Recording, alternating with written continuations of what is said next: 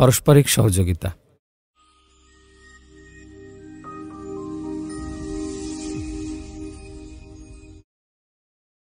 আসসালামু আলাইকুম ওয়া রাহমাতুল্লাহি ওয়া বারাকাতুহু।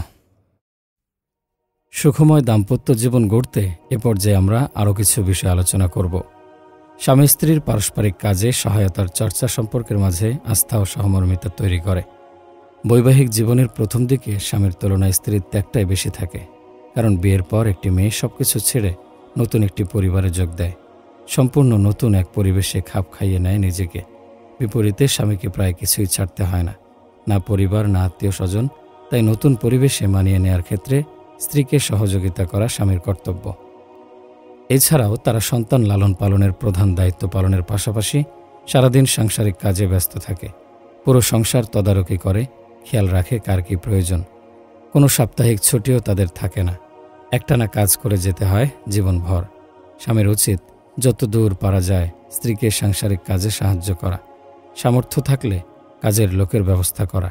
বাড়ি ফিরে অহেতুক টিভির স্ক্রিন কিংবা মোবাইলে ব্যস্ত না থেকে স্ত্রীর সাথে গল্প করতে করতেও কাজে সহযোগিতা করা যায়, কিংবা বাচ্চাদের দেখে রাখা, তাদের পড়ানো যায়। এগুলো রাসূল সাল্লাল্লাহু আলাইহি সাল্লামের সুন্নাত। আল্লাহর রাসূল সাল্লাল্লাহু আলাইহি ওয়াসাল্লাম যতটুকু সময় ঘরে থাকতেন স্ত্রীদেরকে ঘরের কাজে ও রান্নাবান্নায় সহযোগিতা করতেন। আসওয়াদ রাদিয়াল্লাহু আনহু বর্ণনা করেন, একবার আয়েশা রাদিয়াল্লাহু আনহাকে জিজ্ঞাসা করা হলো, রাসূল সাল্লাল্লাহু আলাইহি সাল্লাম ঘরে থাকাকালে কি করতেন? জবাবে আয়েশা রাদিয়াল্লাহু আনহা বললেন, তিনি স্ত্রীদের সাংসারিক কাজে সহযোগিতা করতেন, আর যখন নামাজের সময় হতো নামাজে যেতেন। আয়েশা রাদিয়াল্লাহু আনহা আরও বলেন, রাসূল সাল্লাল্লাহু আলাইহি সাল্লাম জুতা ঠিক করতেন, কাপড় সেলাই করতেন এবং তোমরা যেমন ঘরে কাজ করো তেমনই কাজ করতেন। কঠিন সময়ে পাশে দাঁড়ানো। জীবনে উত্থান পতন খুবই স্বাভাবিক একটা ব্যাপার। শারীরিক, অর্থনৈতিক বিভিন্ন দিক থেকে সংসারে কঠিন সময় আসতে পারে। হতে পারে স্ত্রী অসুস্থ, কিংবা স্বামীর চাকরি, ব্যবসায় বা কৃষিক্ষেত্রে চরম ধস। সঙ্গীর এই কঠিন সময়ে পাশে থাকা স্বামী স্ত্রীর জন্য খুবই গুরুত্বপূর্ণ। কথায় আছে, বিপদেই বন্ধু চেনা যায়। দাম্পত্য সঙ্গীর কঠিন সময়ে যদি অপরজন চলে যায় বা পাশে না থাকে, তবে এর চেয়ে অকৃতজ্ঞতা আর হতে পারে না। রাসূল সাল্লাল্লাহু আলাইহি ওয়াসাল্লামের কঠিন দুর্দিনে তার পবিত্রা স্ত্রী খাদিজা রাদিয়াল্লাহু আনহা সার্বিক দিক থেকে পাশে ছিলেন। অর্থ দিয়ে, সময় দিয়ে, এমনকি শ্রম দিয়েও তার পাশে ছায়ার মতো ছিলেন। রাসূল সাল্লাল্লাহু আলাইহি ওয়াসাল্লাম নিজেই তার সাক্ষ্য দিয়েছেন। তিনি বলেন, আল্লাহ তাআলা আমাকে তার চেয়ে উত্তম কাউকে বিকল্প হিসেবে দেননি। যখন সবাই আমাকে মিথ্যাবাদী বলেছে, তখন সে বলেছে সত্যবাদী। যখন সবাই আমাকে বঞ্চিত করেছে, তখন সে আমাকে অর্থ দিয়ে সাহায্য করেছে, আর তার মাধ্যমে আল্লাহ আমাকে সন্তান দান করেছেন। রাসূল সাল্লাল্লাহু আলাইহি ওয়াসাল্লামের মেয়ে জয়নাব রাদিয়াল্লাহু আনহা ইসলাম গ্রহণ করলেও স্বামীর ভালোবাসায় মক্কাতেই ছিলেন। তার স্বামী আবুল আস ইবনে রাবি তখনও ইসলাম গ্রহণ করেননি, তবে তিনি ইসলামের বিরোধিতাও করতেন না। বদর যুদ্ধের সময় আবুল আস মুসলিম বাহিনীর হাতে বন্দী হন। এই খবর শুনে জয়নাব রাদিয়াল্লাহু আনহা স্বামীর মুক্তিপণ হিসেবে নিজের গলার হার মদিনায় পাঠিয়ে দেন। হারটি জয়নাব রাদিয়াল্লাহু আনহার বিয়ের সময় তার মা খাদিজা রাদিয়াল্লাহু আনহা নিজ গলা থেকে খুলে উপহার দিয়েছিলেন।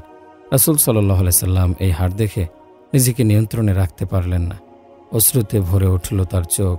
তিনি সাহাবীদের বললেন, তোমরা যদি রাজি থাকো তাহলে এই হার ফিরিয়ে দাও এবং বন্দীকে মুক্তিপণ ব্যতীত মুক্ত করে দাও। এই ঘটনা থেকে স্পষ্ট হয় নবীজির মেয়ে তার স্বামীকে কতটা ভালোবাসতেন। পরলোকগত মায়ের শেষ স্মৃতি নিজের গলার হার সঁপে দিয়েছেন স্বামীর মুক্তির জন্য। স্বামীর দুর্দিনেও কঠিন সময়ে পাশে থাকার জন্য কিয়ামত পর্যন্ত তিনি স্মরণীয় হয়ে থাকবেন। প্রশংসা করা। নিজের প্রশংসা শুনতে কার না ভালো লাগে। সেই প্রশংসা যদি আসে একান্ত প্রিয়জনের মুখ থেকে, তাহলে আর খুশির অন্ত থাকে না। স্বামী স্ত্রীর উচিত পরস্পরের ভালো গুণ, কাজ, পছন্দ, সৌন্দর্য, রান্না ইত্যাদি নিয়ে প্রশংসা করা। এতে দাম্পত্য যুগল নিজের ও সঙ্গীর ব্যাপারে আস্থাশীল হয়। নয়তো সে ভাবে বিপরীতজন তাকে নিয়ে খুশি নয়, তাই তার মাঝে হীনস্মন্যতা কাজ করে। এজন্য স্ত্রীর প্রশংসায় কৌশলে মিথ্যা বলাকেও জায়েজ করেছে ইসলাম। রাসূল সাল্লাল্লাহু আলাইহি সাল্লাম বলেন, 3 ক্ষেত্র ছাড়া মিথ্যা বলা বৈধ নয়: স্ত্রীকে সন্তুষ্ট করার জন্য মিথ্যা বলা, যুদ্ধক্ষেত্রে মিথ্যা বলা এবং মানুষের মধ্যে আপোষ মীমাংসার জন্য মিথ্যা বলা।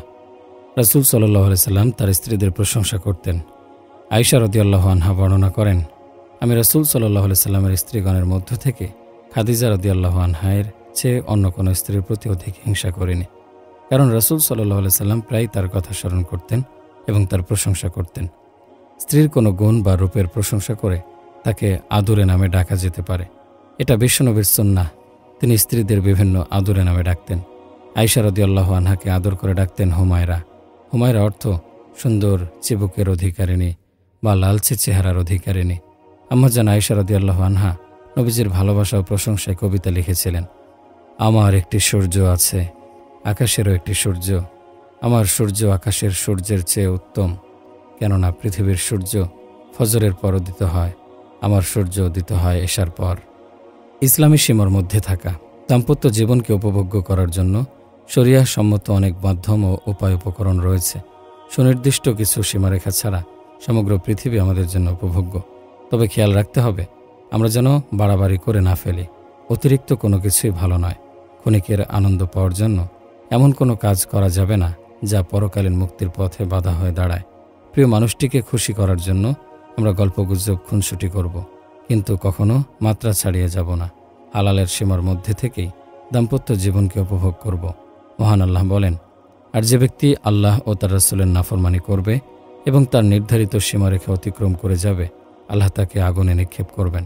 সেখানে সে থাকবে অনন্তকাল, আর তার জন্য রয়েছে যন্ত্রণা ও অপমানজনক শাস্তি। অর্থনৈতিক ও সামাজিক নিরাপত্তা প্রদান। আল্লাহ মানুষের দাম্পত্য জীবনকে এমনভাবে সাজিয়েছেন, স্বামী সেখানে যাবতীয় অর্থনৈতিক ও সামাজিক দায়িত্ব বহন করবে, আর ঘরের দায়িত্ব পালনের পাশাপাশি স্বামীর যাবতীয় সম্পদের যথাযথ ব্যবহার ও সংরক্ষণ করবে স্ত্রী।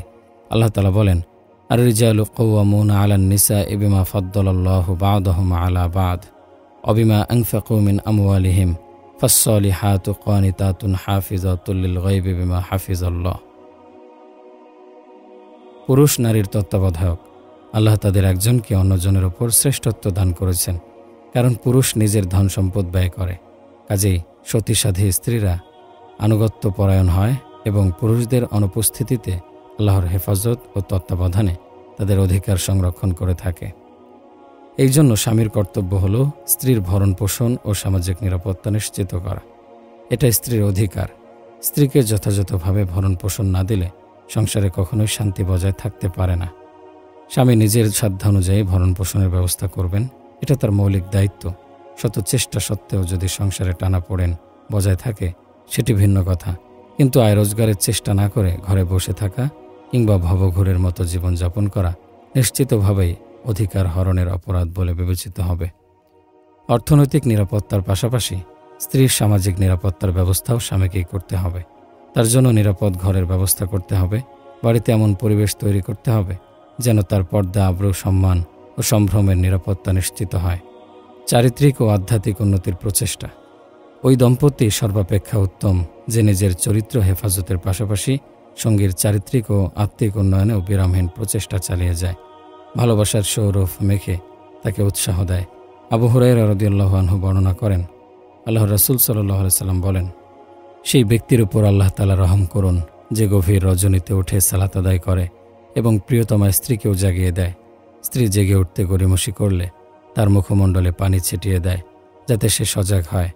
অনুরূপভাবে আল্লাহ তাআলা সেই মহিলার প্রতিও রহম করুন যে গভীর নিশীথে জেগে সালাত আদায় করে এবং প্রিয়তম স্বামীকেও জাগিয়ে দেয়। স্বামী জেগে উঠতে গড়িমসি করলে তার মুখমণ্ডলে পানি ছিটিয়ে দেয় যাতে সে জেগে ওঠে।